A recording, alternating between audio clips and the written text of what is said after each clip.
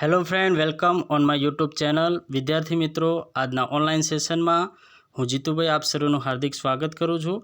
आजना online lecture में आज गुजराती विषय में आपणे व्याकरण विभागनो एक नवो टॉपिक कवर करवा जई रह्या छे। ए छे वाक्यना प्रकार। आम तो वाक्यना प्रकार जे छे ए घणा बधा छे, पण आपणे आजे खास करीने कर्तरी वाक्य रचना, कर्मणी वाक्य रचना, भावे प्रयोग अने प्रेरक वाक्य रचना आ चार प्रकारना जे वाक्यों छे एनो अभ्यास करवाना छीए। हवे आपणे लेक्चरनी शरूआत करीए ए पहेला तमे अमारा विडियोने लाइक करो, वधुने वधु शेर करो अने तमे अमारी यूट्यूब चैनल पर नवा हो तो अमारी यूट्यूब चैनल ने सब्सक्राइब करो। तो लेट्स बिगिन। हवे विद्यार्थी मित्रों, आपणे वाक्यना प्रकार ए टॉपिक ने अभ्यास करवानो छे, त्यारे वाक्य एटले शुं ए महत्वनो प्रश्न बने छे। वाक्यना प्रकार तो बराबर छे, पण वाक्य एटले शुं एने आपणे नहीं जाणता होईए त्यां सुधी आपणे वाक्यना प्रकारने समजी ना शकीए। तो आपणे वाक्य एटले शुं ए समजवुं वधारे आवश्यक छे। तो आपणे पहेला वाक्य एटले शुं एने समजीए। तो वाक्य एटले एवा पदोनो बनेलो समूह के जे कोई चोक्कस अर्थ प्रगट करे छे। तो हवे तमे कहेशो कि एवा पदोनो समूह अने कोई चोक्कस अर्थ प्रगट करे छे, आ बधुं शुं छे? तो चलो आपणे जरा आ व्याख्या जे छे एने ऊंडाणपूर्वक समजवानो प्रयत्न करीए कि आ व्याख्याना आधारे आपणे ए समजी शकीए के वाक्य बनवा माटे पद जरूरी छे, पदोनो समूह जरूरी छे अने आ पदो ज्यारे भेगा थाय छे त्यारे पद समूह बने छे अने आ पद समूह भेड़ा थईने कोई एक चोक्कस अर्थ प्रगट करे छे त्यारे आपणे एने वाक्य कहीए छीए। तो अहींया पदोनो समूह एटले शब्दोनो समूह। तमने ख्याल हशे के जे आपणी भाषा छे, आपणे स्वर अने व्यंजनना लेक्चरनी अंदर पण वात करी हती कि भाषानो नानामां नानो जे घटक छे, एकम जे छे ए ध्वनि छे, बराबर। अने भाषा आवा ध्वनिओनी बनेली छे। तो आ ध्वनि जे छे ए भेगा थाय छे ने त्यारे वर्ण बने छे अने आवा जुदा जुदा वर्णो भेगा थाय छे त्यारे शब्द बने छे, जेने आपणे पद कहीए। अने आवा जुदा जुदा शब्दों के जुदा जुदा पद भेगा थाय अने कोई एक चोक्कस अर्थ प्रगट करे त्यारे आपणे एने वाक्य कहीए छीए। तो आम जुदा जुदा शब्दों भेगा थईने एक वाक्य बने छे। तो अहीं आपणे ए समजवुं छे के पदोनो समूह अने एमांथी पाछो वाक्यनो अर्थ प्रगट थवो जोईए तो ज वाक्य कहेवाय। एटले शुं? तो विद्यार्थी मित्रों, आपणे उदाहरण जोईए। अहींया केटलाक उदाहरण आपेला छे कि आजे रविवार छे, मनन दररोज स्कूले जाय छे, पक्षीओ आकाशमां उडी रह्या छे, विद्यार्थीओ मैदानमां रमी रह्या छे, विक्रमे गृह कार्य कर्युं नथी। आ 5 वाक्यों जे छे ए वाक्यो ज छे, कारण के ए जुदा जुदा पद समूहना बनेला छे अने ए पद समूह जे छे ए चोक्कस अर्थ धरावे छे, एटले आपणे एने वाक्य कहीशुं। तो अहींया दरेके दरेक वाक्य जे छे ए जुदा जुदा शब्दोनुं बनेलुं छे। अहींया जुदा जुदा शब्दों भेगा थईने एक लाइन बनी छे अने आ शब्दों जे छे ए कोईक चोक्कस अर्थने प्रगट करे छे, एटले अहींया आपणे एने वाक्य कहीए छीए। दाखला तरीके आजे रविवार छे, आमां रविवार होवानी वात सूचवाई छे, आपणे समजी शकीए छीए। मनन दररोज स्कूले जाय छे, एमां कई बाबत कहेवाय छे एने आपणे स्पष्ट रीते समजी शकीए छीए। एम अहींया दरेके दरेक वाक्यनी अंदर कई बाबतनुं सूचन करेलुं छे, कयो अर्थ रहेलो छे एने आपणे समजी शकीए छीए। તો અહીંયા જે વાક્યો છે એ જુદા જુદા પદના બનેલા છે, શબ્દોના બનેલા છે. જુદા જુદા શબ્દો ભેગા થઈને એક વાક્ય બન્યું છે.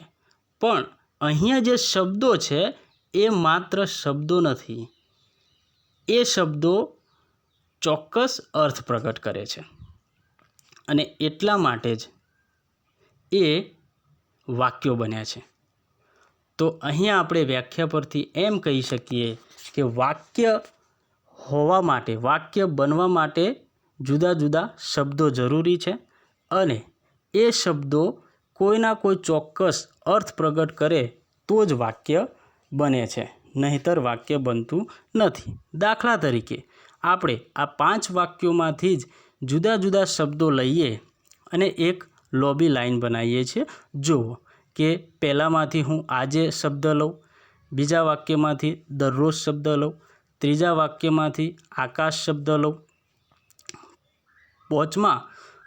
ચોથા વાક્યમાંથી મેદાન શબ્દ લઈએ અને 5મા વાક્યમાંથી નથી શબ્દ લઈએ.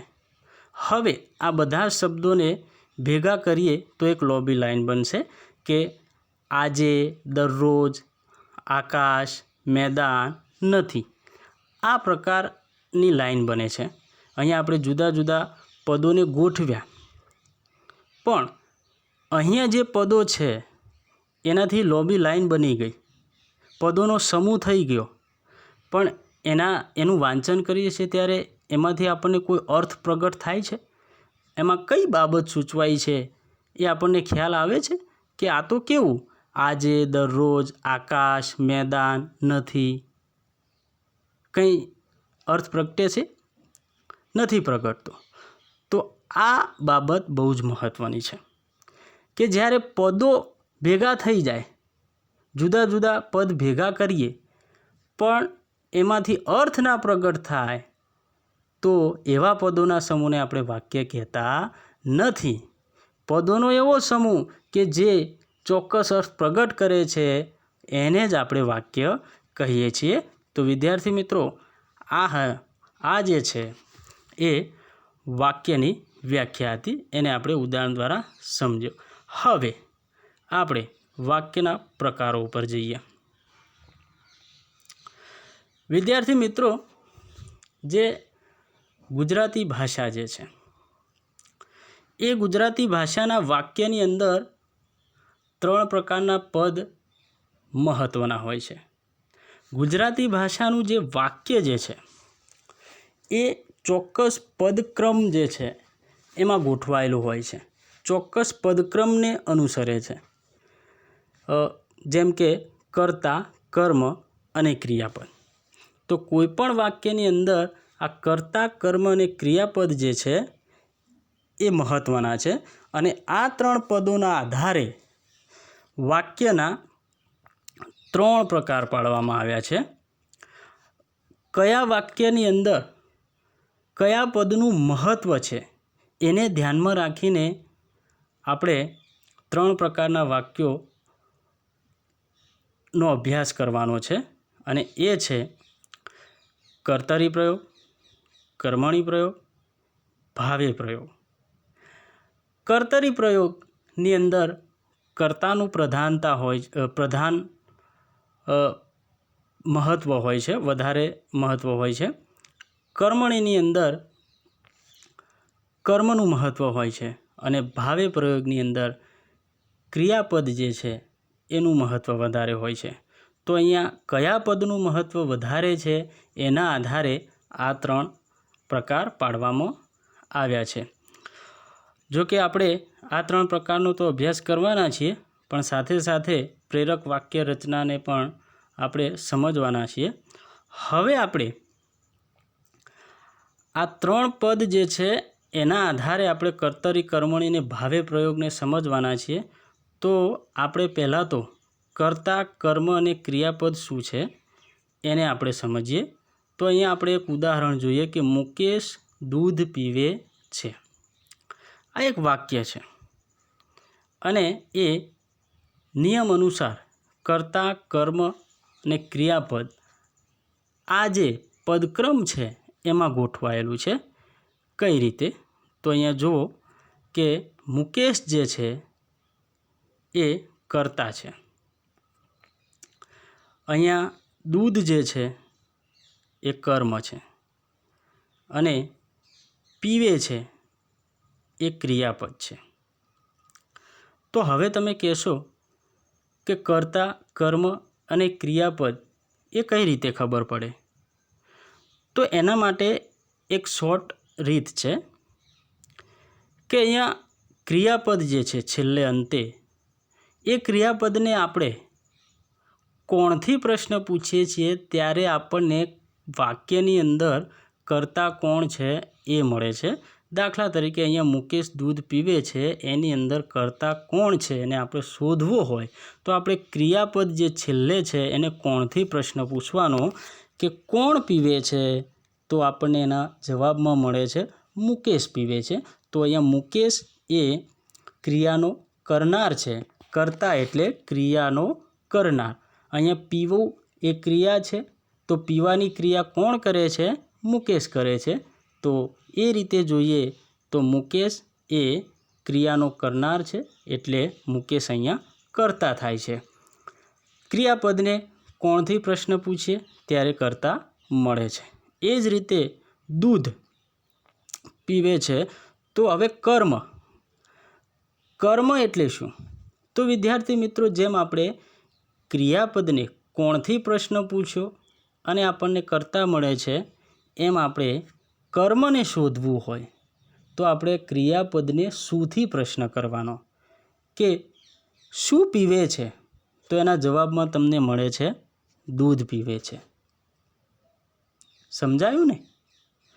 તો આ રીતે તમે ક્રિયાપદને કોણ અને શુંથી પ્રશ્ન પૂછીને અનુક્રમે કર્તા અને કર્મ જે છે એ શોધી શકો છો. વાત રહી ક્રિયાપદની, તો ક્રિયાપદ એટલે એવું પદ કે જે ક્રિયા દર્શાવતું હોય એવા પદને આપણે ક્રિયાપદ કહીએ છીએ. તો હવે આ 3 પદ જે છે એ તમને સમજાઈ ગયા છે કે કર્તા, કર્મ અને ક્રિયાપદ શું છે. હવે આપણે આ 3 પદોની પ્રધાનતાના આધારે જે આપણે પ્રકાર પાડ્યા છે, કર્તરી પ્રયોગ, કર્મણી પ્રયોગ અને ભાવે પ્રયોગ, એને આપણે એક પછી એક સ્ટેપ બાય સ્ટેપ સમજીએ.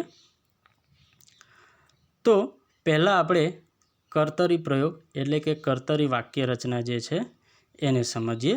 તો હવે કર્તરી વાક્ય રચના એટલે શું, કર્તરી પ્રયોગ એટલે શું, તો એની વ્યાખ્યા જોઈએ કે જે વાક્ય રચનામાં કર્તા પ્રધાન સ્થાને હોય તેવી વાક્ય રચનાને કર્તરી પ્રયોગ કહેવામાં આવે છે. તો અહીંયા આપણે પહેલાં વ્યાખ્યાને સમજવી પડે કે જે વાક્ય રચનામાં કર્તા પ્રધાન સ્થાને હોય તેવી વાક્ય રચનાને કર્તરી પ્રયોગ કહે છે. તો એમાં કર્તા પ્રધાન સ્થાને છે, કર્તા મુખ્ય છે, એવી આપણને કઈ રીતે ખબર પડે? એનો ખ્યાલ કેવી રીતે આવે કે આ વાક્યની અંદર કર્તા પ્રધાન છે, એનું મહત્ત્વ વધારે છે, કર્તા મુખ્ય છે, એવો આપણને કઈ રીતે ખ્યાલ આવે? તો એના માટે આપણે વાક્યની અંદર જે કર્તા છે એ કર્તા જે છે એના આધારે આપણે 5 માપદંડ માપવા પડે કે વાક્યની અંદર જે કર્તા વપરાયો છે એ સજીવ છે, ચેતન તત્વ છે કે નહીં એ નક્કી કરવું પડે. બીજું, કર્તા દ્વારા જે ક્રિયા કરવામાં આવી છે એમાં એ ક્રિયા કરવા પાછળ કર્તાનો કોઈ હેતુ છે, પ્રયોજન છે. ત્રીજું, કર્તા જે ક્રિયા કરે છે એના પાછળ કોઈ કારણ જવાબદાર છે. ચોથું, કર્તા જે ક્રિયા કરી રહ્યો છે એ જવાબદારીપૂર્વક કરી રહ્યો છે, એ સભાનતાપૂર્વક કરી રહ્યો છે. આ બધી બાબતોને આપણે સમજવી પડે અને આ બધી બાબતો તમને અંદર દેખાય તો સમજવાનું કે વાક્યની અંદર કર્તાનું મહત્ત્વ છે, કર્તાનું કર્તૃત્વ જે છે એ મુખ્ય છે, કર્તા અહીંયા પ્રધાન સ્થાને છે એવું આપણે કહી શકીએ. તો એને આપણે ઉદાહરણ દ્વારા સમજવાનો પ્રયત્ન કરીએ. તો અહીંયા એક ઉદાહરણ છે કે દર્શન પુસ્તક વાંચે છે. તો અહીંયા પહેલાં તો દર્શન પુસ્તક વાંચે છે, એમાં દર્શન કર્તા છે, પુસ્તક કર્મ છે, વાંચે છે ક્રિયાપદ છે. હવે આપણે કર્તરી વાક્ય રચનાને સમજી રહ્યા છીએ ત્યારે આપણે કર્તા અહીંયા પ્રધાન છે કે નહીં, આ વાક્ય કર્તરી પ્રયોગનું ઉદાહરણ બને છે કે નહીં એને આપણે જોઈએ. તો આપણે અગાઉ જોયું એમ કે અહીંયા પહેલાં તો આ વાક્યની અંદર કર્તા કોણ છે, તો આપણે કહેશું કે દર્શન એ કર્તા છે, કારણ કે ક્રિયા કોણ કરે છે, દર્શન. કઈ ક્રિયા કરે છે, પુસ્તક વાંચવાની. તો ક્રિયાનો કરનાર કર્તા જે છે દર્શન છે, એટલે દર્શન પોતે કર્તા થયો. હવે પહેલું માપદંડ આપણે જોઈએ કે જે કર્તા છે એ અહીંયા ચેતન તત્વ ધરાવે છે કે નહીં, એ સજીવ છે કે નહીં. અહીંયા કર્તાનું ક્રિયા પર નિયંત્રણ છે કે નહીં એ આપણે જોઈએ. પહેલાં તો કે દર્શન એ કોઈ છોકરાનું નામ છે અથવા કોઈ વિદ્યાર્થી છે એમ સમજી લો. તો પહેલાં તો એ કે એ ચેતન છે, ચેતન તત્વ છે એનામાં, એ સજીવ છે. હવે બીજું કે કર્તાનું ક્રિયા પર નિયંત્રણ છે, તો કે હા,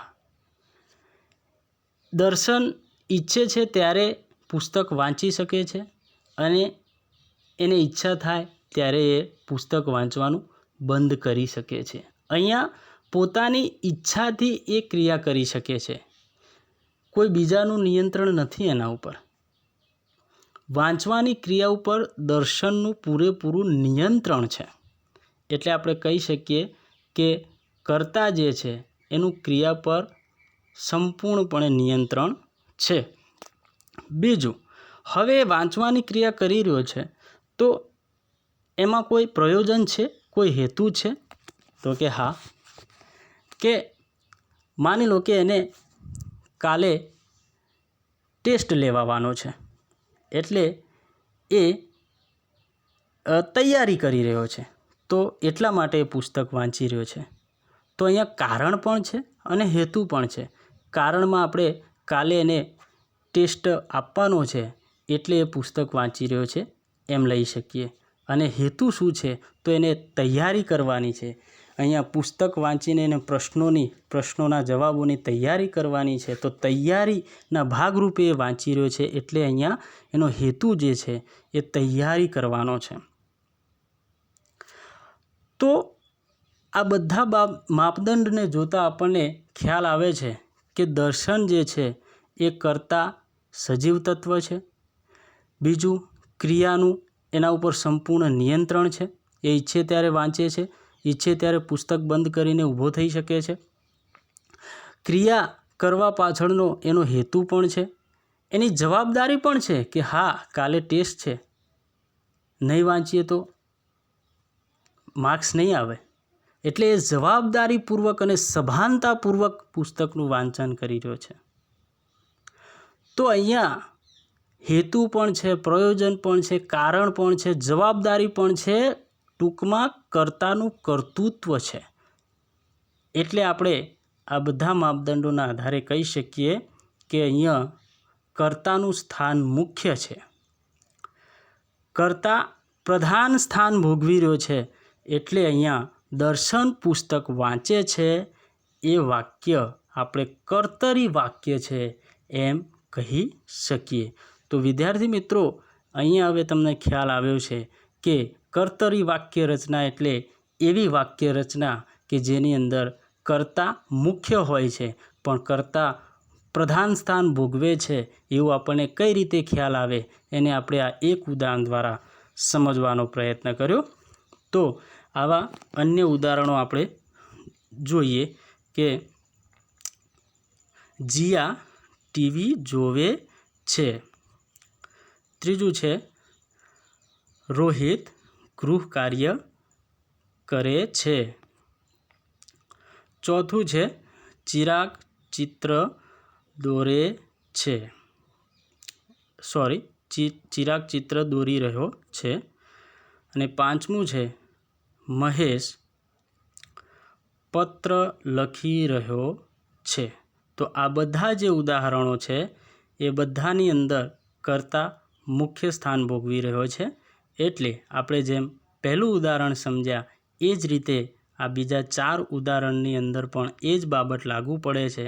એટલે આ બધા ઉદાહરણ કર્તરી પ્રયોગના છે, કર્તરી વાક્ય રચનાના છે એમ આપણે કહી શકીએ. હવે આપણે આગળ જોઈએ. હવે કર્તરી પછી બીજો પ્રકાર છે કર્મણી પ્રયોગ.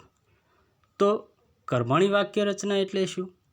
તો આપણે આ વાક્ય રચનાની વ્યાખ્યાને સમજીએ. પહેલાં કે જે વાક્ય રચનામાં કર્મ પ્રધાન સ્થાને હોય તેવી વાક્ય રચનાને આપણે કર્મણી પ્રયોગ કહીએ છીએ. તો આગળ કર્તરી વાક્ય રચના જોઈ તો એમાં કર્તા મુખ્ય સ્થાને હતો. એમ અહીંયા કર્મણી વાક્ય રચના એના નામમાં જ એનો અર્થ છે કર્મણી, એટલે અહીંયા કર્મ મુખ્ય હોવાનું. તો અહીંયા કર્મ કેવી રીતે મુખ્ય છે એને આપણે ઉદાહરણ દ્વારા સમજવાનો પ્રયત્ન કરીએ. તો વિદ્યાર્થી મિત્રો, અહીંયા એક ઉદાહરણ છે કે રમેશે ચા ઢોળી. એની સામે બીજું ઉદાહરણ છે રમેશથી ચા ઢોળાઈ. ડાબી બાજુનું જે ઉદાહરણ છે એ કર્તરી વાક્ય રચના છે, જે આપણે હાલ જ ભણ્યા કે કર્તરી વાક્ય રચના એટલે જેમાં કર્તાનું સ્થાન મુખ્ય હોય એવી રચના. તો આ એનું ઉદાહરણ છે. જ્યારે સામેની બાજુએ કર્મણી વાક્ય રચનાનું ઉદાહરણ છે, જેને આપણે હવે ભણવાના છીએ. તો રમેશથી ચા ઢોળાઈ.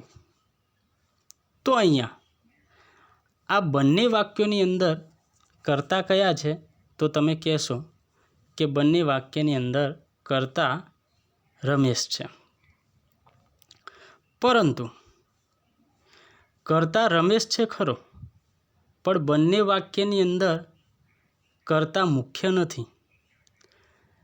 પહેલું જે વાક્ય છે રમેશે ચા ઢોળી, એ કર્તરી વાક્ય રચનાની અંદર કર્તા મુખ્ય છે. જ્યારે જે કર્મણી વાક્ય રચના છે રમેશથી ચા ઢોળાઈ, એમાં કર્તાનું સ્થાન ગૌણ છે. જ્યારે એનું કર્મ જે છે એ મુખ્ય સ્થાને છે.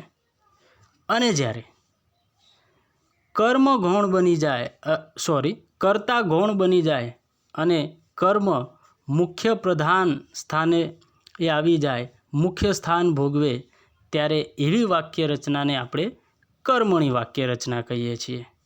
તો અહીંયા કર્મ કેવી રીતે પ્રધાન છે એ આપણે બંને વાક્યોની તુલના કરીને જોઈએ. તો અહીંયા કર્તરી વાક્ય રચના જુઓ કે રમેશે ચા ઢોળી.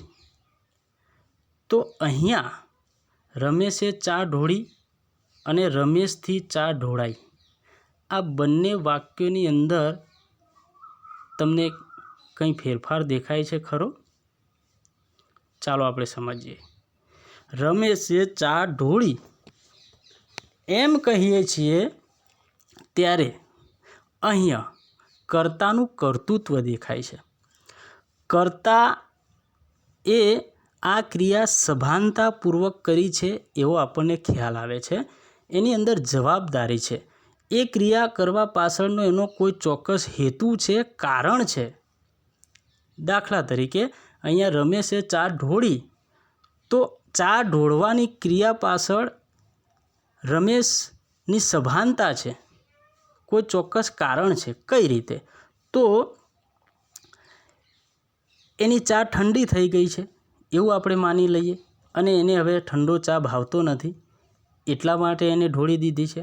અથવા એને ચા ગરમ છે અને એને ઠંડી કરવા મૂકી છે અને ત્યાં ચાની અંદર માખી આવીને પડી છે, તો હવે માખીવાળો ચા પીવાય નહીં, એટલા માટે એને ઢોળી દીધી છે. તો અહીંયા આ સંદર્ભમાં આ વાક્ય લખાયેલું છે કે રમેશ દ્વારા ચા ઢોળવાની જે ક્રિયા થઈ છે એ ચોક્કસ સભાનતાપૂર્વક થઈ છે. રમેશે એ ક્રિયા જવાબદારીપૂર્વક કરી છે. એ ક્રિયા કરવા પાછળ એનો કોઈ ચોક્કસ હેતુ છે. એ ક્રિયા એણે સભાનતાપૂર્વક કરી છે. જ્યારે રમેશથી ચા ઢોળાઈ આમ આપણે વાંચીએ છીએ ત્યારે અહીંયા કર્તાનું કર્તૃત્વ ગૌણ દેખાય છે. કર્તાએ અહીંયા ચા ઢોળવાની ક્રિયા જવાબદારીપૂર્વક નથી કરી, કોઈ હેતુસર નથી કરી, એણે સભાનતાપૂર્વક આ ક્રિયા નથી કરી. એને તો આ ક્રિયા કરવી જ નહોતી પણ થઈ ગઈ છે. અહીંયા આ ભાવ રહેલો છે. અહીંયા આવો અર્થ અહીંયા પ્રગટ થાય છે કે રમેશથી ચા ઢોળાઈ એનો અર્થ એ છે કે રમેશને ચા ઢોળવાનો ઈરાદો નહોતો પણ ગલતીથી ભૂલથી એનાથી ચા ઢોળાઈ ગઈ છે કે એના હાથનો કોણીનો ભાગ અડ્યો અને એની ચા ઢળી ગઈ છે, અથવા એ ચાલવા ગયો અને ઠેસ આવીને એ ચાનો કપ ઊંધો પડી ગયો. આવા કારણો આપણે અહીંયા લાગુ પાડી શકીએ. તો અહીંયા રમેશે ચા ઢોળી અને રમેશથી ચા ઢોળાઈ આ બે વાક્યોના ભેદના આધારે આપણે સમજી શકીએ છીએ કે જે કર્તરી વાક્ય રચના છે એમાં રમેશનો પૂરેપૂરો ઈરાદો છે, એ સભાનપણે થયેલી પ્રક્રિયા છે. જ્યારે રમેશથી ચા ઢોળાઈ એમાં જે કર્તા છે એનું કર્તૃત્વ ગૌણ છે.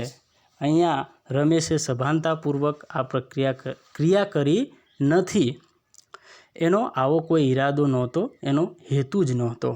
તો અહીંયા રમેશથી ચા ઢોળાઈ એમ બોલીએ છીએ ત્યારે અહીંયા કર્તાનું કર્તૃત્વ દેખાતું નથી. કોઈના કોઈ રીતે અહીંયા કર્તાનું કર્તૃત્વ ગૌણ બની જાય છે અને કર્મ જે છે એની ભૂમિકા મહત્ત્વની બની જાય છે.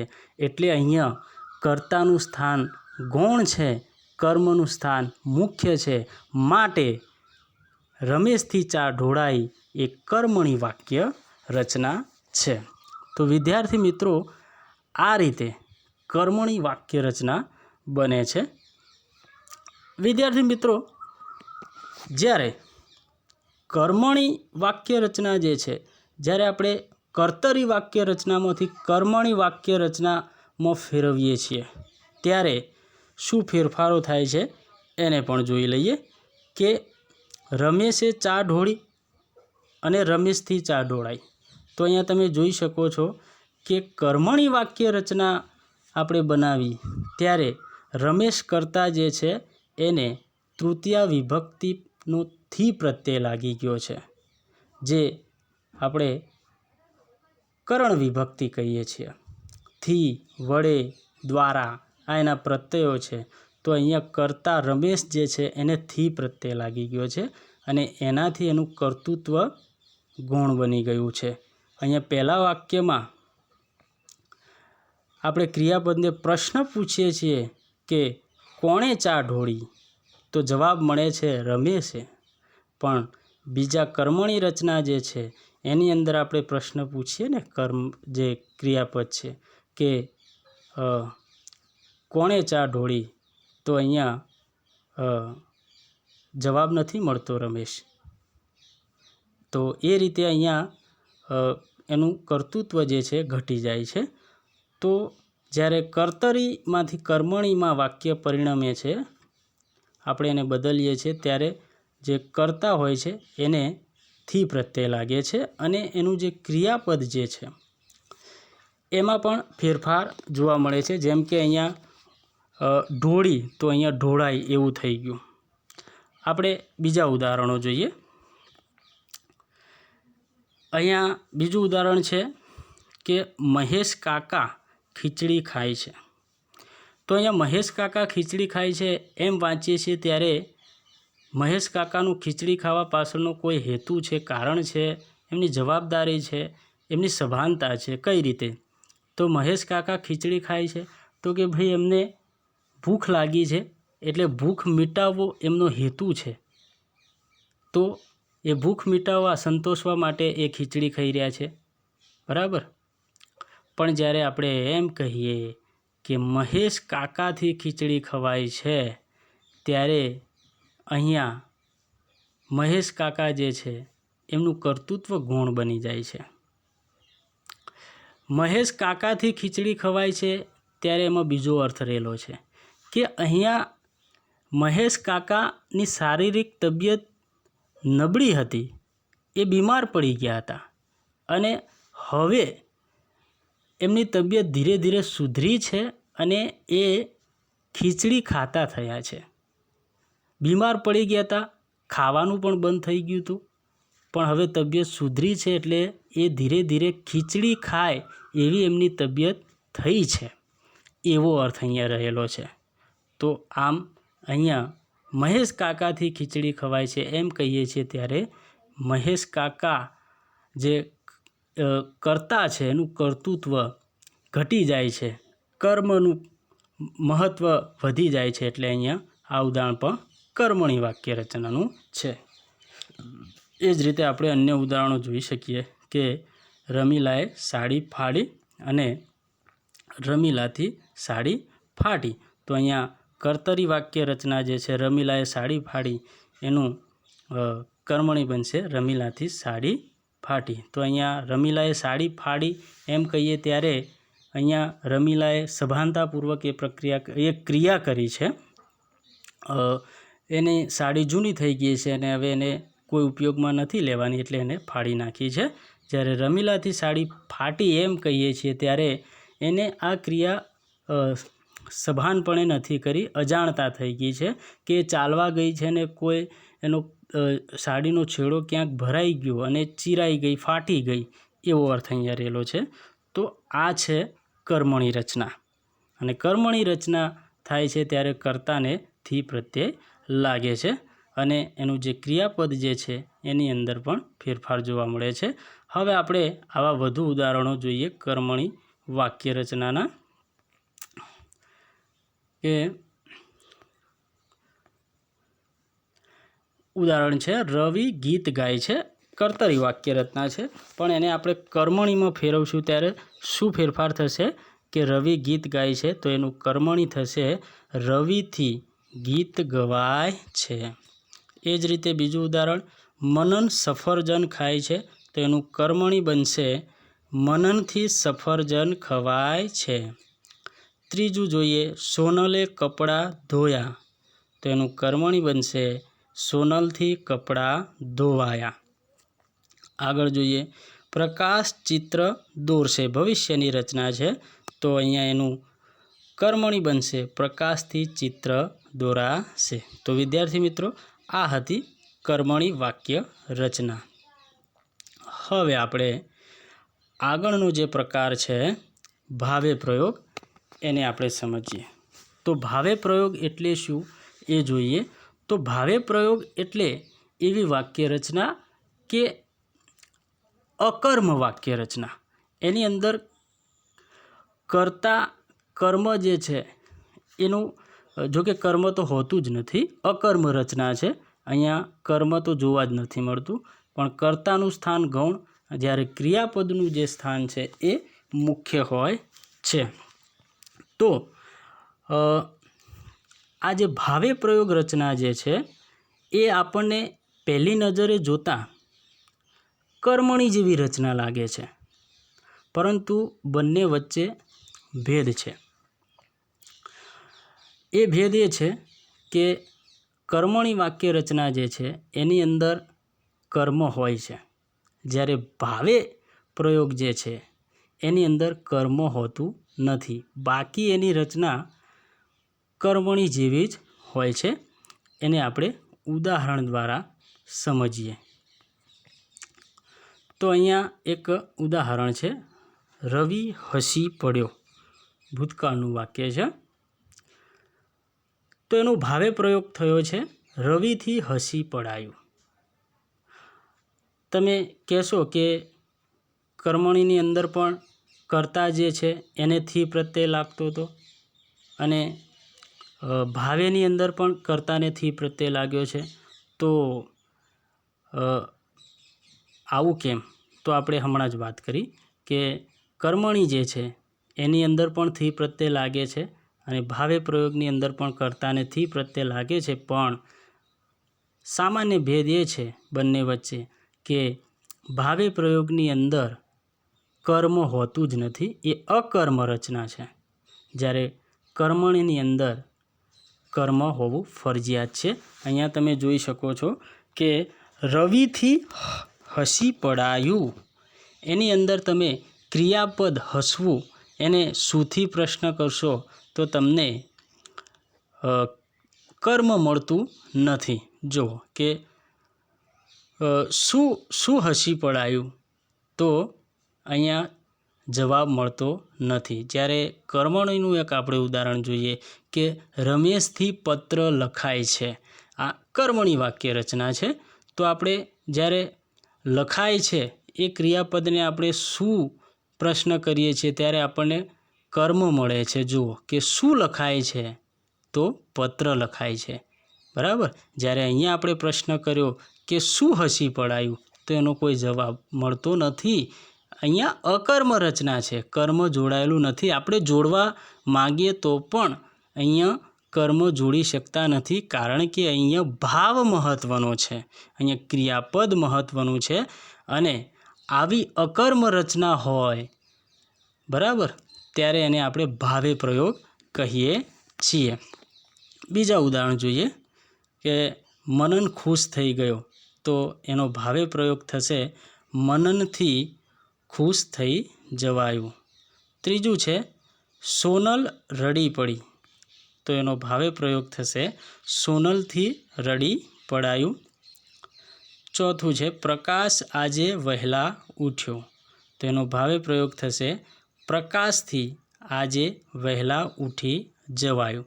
તો આમ ટૂંકમાં વિદ્યાર્થી મિત્રો, કર્મણી જેવી લાગતી રચના પણ કર્મ અંદર હોય નહીં એવી અકર્મ વાક્ય રચનાને આપણે ભાવે પ્રયોગ કહીશું. હવે આગળ જોઈએ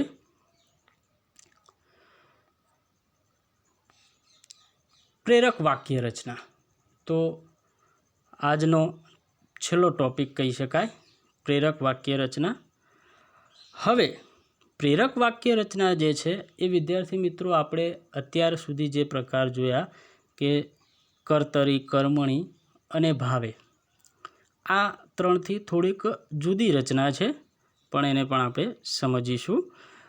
પ્રેરક વાક્ય રચના એટલે શું એની વાત કરીએ પહેલાં. તો પ્રેરક વાક્ય રચના એટલે એવી વાક્ય રચના કે જે વાક્ય રચનામાં ક્રિયા કરવા માટે કોઈ અન્યને પ્રેરવામાં આવ્યો હોય, એવો ભાવ દર્શાવેલો હોય, ત્યારે એવી વાક્ય રચના જે છે એ પ્રેરક વાક્ય રચના બનતી હોય છે. હવે અહીંયા આ વાક્ય રચના જે છે એની અંદર કર્તા જે છે એ પોતે ક્રિયા નથી કરતો, પણ એ ક્રિયા કરવા માટે બીજા કોઈને પ્રેરણા આપે છે, પ્રેરિત કરે છે. એ કઈ રીતે? તો આપણે ઉદાહરણ દ્વારા જોઈએ. તો અહીંયા એક ઉદાહરણ છે કે શિક્ષક કવિતા ગાય છે.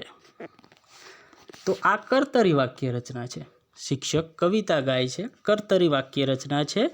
અહીંયા શિક્ષક પોતે કવિતા ગાવાની ક્રિયા કરે છે. અહીંયા કર્તા પોતે એ ક્રિયા કરે છે, પણ એની સામે પ્રેરક વાક્ય રચના જુઓ કે શિક્ષક કવિતા ગવડાવે છે. તો અહીંયા તમને લાગશે કે અહીંયા શિક્ષક પોતે કવિતા ગાવાની ક્રિયા કરતા નથી, પરંતુ ગવડાવે છે. એનો અર્થ એ કે કોઈક બીજા જોડે ગવડાવે છે. ગાવાની ક્રિયા શિક્ષક પોતે નથી કરતા, પણ બીજા જોડે કરાવી રહ્યા છે, એવું તમે અહીંયા સમજી શકો છો, અનુભવી શકો છો, બરાબર. એ તમે આ બાબતની સ્પષ્ટતા પોતે કરી શકો છો. તો આવું જ્યારે બને કે ક્રિયા કર્તા જે છે એ ના કરે, પણ બીજા જોડે કરાવવાની એ વાત સૂચવાયેલી હોય, કર્તા પોતે ક્રિયા નથી કરતો પણ બીજાને ને એ ક્રિયા કરવા પ્રેરે છે ત્યારે એવી વાક્ય રચના પ્રેરક વાક્ય રચના બને છે. આપણે બીજું ઉદાહરણ જોઈએ કે નીતા ચિત્ર દોરે છે, તો એ કર્તરી રચના છે. અહીંયા ચિત્ર દોરવાની ક્રિયા પોતે નીતા કરે છે, પણ એનું જ્યારે ભાવે આપણે બનાવીએ છીએ કે તો નીતા ચિત્ર દોરાવે છે. અહીંયા નીતા પોતે ચિત્ર દોરતી નથી, પણ દોરાવે છે મતલબ બીજા જોડે દોરાવે છે, પોતે ચિત્ર દોરવાની ક્રિયા કરતી નથી. ત્રીજું છે મીના દૂધ પીવે છે, તો અહીંયા પોતે મીના દૂધ પીવાની ક્રિયા કરે છે એટલે એક કર્તરી વાક્ય છે. જ્યારે પ્રેરકમાં એને ફેરવીશું ત્યારે શું બનશે? તો મીના દૂધ પીવડાવે છે. અહીંયા મીના પોતે દૂધ પીતી નથી, પણ બીજા કોઈને પીવડાવે છે. ચોથું જોઈએ રોહિત ઝાડ કાપે છે, તો એનું પ્રેરક બનશે રોહિત ઝાડ કપાવે છે. તો અહીંયા વિદ્યાર્થી મિત્રો એક બાબત તમે જોઈ શકો છો કે જ્યારે કર્તરીમાંથી પ્રેરકમાં આપણે વાક્યને ફેરવીએ છીએ ત્યારે એનું જે ક્રિયાપદ જે છે એમાં ફેરફાર જોવા મળે છે. જેમ કે શિક્ષક કવિતા ગાય છે તો એનું ગવડાવે છે, નીતા ચિત્ર દોરે છે તો એનું દોરાવે છે, પીવે છે પીવડાવે છે, કાપે છે કપાવે છે, આવો ફેરફાર જોવા મળે છે. તો વિદ્યાર્થી મિત્રો આ થઈ પ્રેરક વાક્ય રચનાની વાત. હવે આ પ્રકારે તો આપણે પ્રેરક વાક્ય બનાવી જ શકીએ છીએ, પણ એક બીજી રીત પણ છે કે આપણે વાક્યની અંદર પ્રેરિત કર્તા જે છે એ પ્રેરિત કર્તાને ઉમેરીને આપણે એક બીજી રીતે આ પ્રેરક વાક્ય રચના બનાવી શકીએ છીએ. કઈ રીતે? તો એ આપણે ઉદાહરણ દ્વારા સમજીએ કે અહીંયા બે પ્રકારના પ્રેરક વાક્યો તમને સામે સામે આપેલા જ છે, જેથી કરીને તમને ખ્યાલ આવે. તો પહેલું વાક્ય જોઈએ કે શિક્ષક કવિતા ગવડાવે છે. એ પ્રેરક વાક્ય છે જ, બરાબર. આ પણ પ્રેરક વાક્ય છે. એની સામે શિક્ષક વિદ્યાર્થીઓ પાસે કવિતા ગવડાવે છે, તો આ પણ પ્રેરક વાક્ય રચના જ છે. કઈ રીતે આપણે સમજીએ કે શિક્ષક કવિતા ગવડાવે છે, તો અહીંયા શિક્ષક પોતે કવિતા ગાવાની ક્રિયા કરતા નથી, એ બીજા જોડે ગવડાવે છે, તો એ રીતે એ પ્રેરક રચના બને છે. પણ અહીંયા બીજું જે વાક્ય છે અહીંયા પ્રેરિત કરતા ઉમેરવામાં આવ્યો છે. તો અહીંયા પહેલાં પ્રેરિત કરતા એટલે શું? તો વિદ્યાર્થી મિત્રો પ્રેરક વાક્ય રચનાના સંદર્ભમાં બે પ્રકારના કર્તા આપણે જોઈ શકીએ. એક પ્રેરક કર્તા અને બીજો છે પ્રેરિત કર્તા. પ્રેરક કર્તા એટલે એવો કર્તા કે જે કર્તા પોતે ક્રિયા નથી કરતો પણ બીજાને ક્રિયા કરવા માટે પ્રેરે છે, એવા કર્તાને તમે પ્રેરક કર્તા કહો. જે ક્રિયા કરવા માટે પ્રેરે છે એવા કર્તાને પ્રેરક કર્તા કહેવાય. અને પ્રેરક કર્તા દ્વારા જે પ્રેરાઈને ક્રિયા કરે છે એવા કર્તાને આપણે પ્રેરિત કર્તા કહી શકીએ. અહીંયા બીજા ઉદાહરણની અંદર તમે જુઓ છો કે શિક્ષક વિદ્યાર્થીઓ પાસે કવિતા ગવડાવે છે. એમ આપણે જ્યારે કહીએ છીએ ત્યારે અહીંયા શિક્ષક જે છે એ પ્રેરક કર્તા છે અને કવિતા ગાવાની ક્રિયા કોણ કરે છે? તો વિદ્યાર્થીઓ કરે છે. શિક્ષક અહીંયા કવિતા પોતે ગાતા નથી, પણ એ વિદ્યાર્થી જોડે કવિતા ગવડાવે છે. યાની કે એટલે કે કવિતા ગાવાની ક્રિયા જે છે એ વિદ્યાર્થીઓ કરે છે. તો અહીંયા શિક્ષક એ વિદ્યાર્થીઓ પાસે કવિતા ગવડાવે છે, એટલે શિક્ષક વિદ્યાર્થીઓને કવિતા ગાવાની ક્રિયા માટે પ્રેરે છે. તો એ દ્રષ્ટિએ જોઈએ તો શિક્ષક પ્રેરે છે માટે એ પ્રેરક કર્તા છે, અને એનાથી પ્રેરાઈને વિદ્યાર્થીઓ કવિતાનું ગાન કરે છે, એટલે અહીંયા વિદ્યાર્થી એ બીજો કર્તા છે જેને આપણે પ્રેરિત કર્તા કહીશું. તો આમ પ્રેરક કર્તા અને પ્રેરિત કર્તા એ પણ સમજવું જરૂરી છે. બીજું ઉદાહરણ જોઈએ, વધારે સ્પષ્ટ થશે. નીતા ચિત્ર દોરે દોરાવે છે। તો આ પણ પ્રેરક વાક્ય છે। આ સાદી પ્રેરક વાક્ય રચના કહેવાય કે અહીંયા નીતા ચિત્ર દોરાવે છે। નીતા પોતે ચિત્ર દોરતી નથી, બીજા જોડે દોરાવે છે। તો નીતા કોઈ બીજાને ચિત્ર દોરવા માટે પ્રેરણા આપે છે, એટલે નીતા અહીંયા પ્રેરક કર્તા છે। જ્યારે પ્રેરિત કર્તાવાળું ઉદાહરણ જુઓ કે નીતા દાદા પાસે ચિત્ર દોરાવે છે। તો અહીંયા નીતા જે છે એ દાદાને ચિત્ર દોરવા માટે પ્રેરણા આપે છે, એટલે નીતા એ કેવો કર્તા થશે? પ્રેરક કર્તા થશે।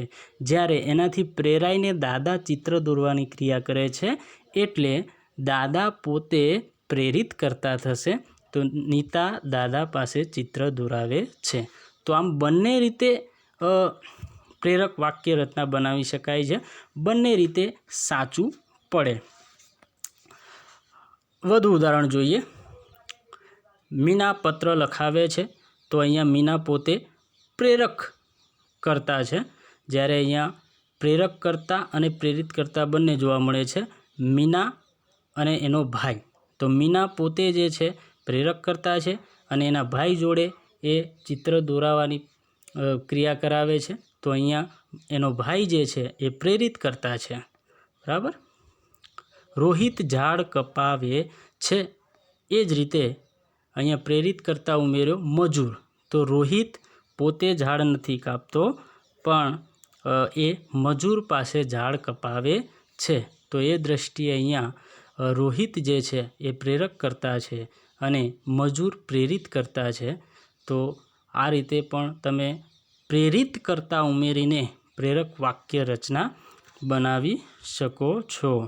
તો વિદ્યાર્થી મિત્રો, આ હતી આપણી કર્તરી, કર્મણી, ભાવે અને પ્રેરક વાક્ય રચના।